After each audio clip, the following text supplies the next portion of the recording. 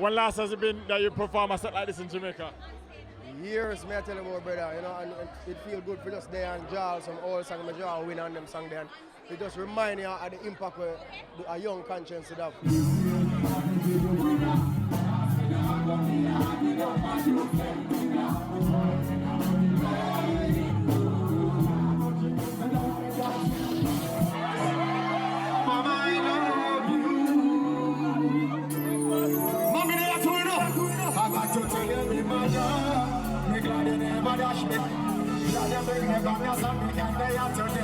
Real up close and personal. You get to delve into some of the songs that we're gonna hear from a long time. Some of the songs them that we probably wouldn't even consider mainstream hits, but your real hardcore fans them would appreciate.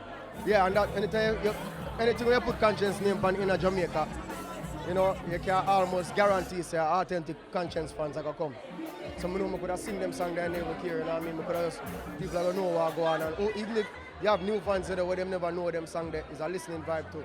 So we can, you know, that's a nice environment to introduce them song to them. I will go through the crowd and ask some people what they were thinking about the performance, and a couple of the fans say they appreciate the growth in you as a performer. Is it something that you've been actively, consciously working on?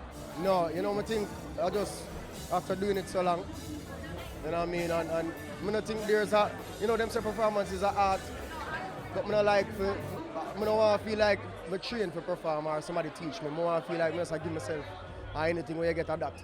And over the years, I just learn how to interact with people and just give them myself and just let go. It was a great show. Congratulations, brother. Respect.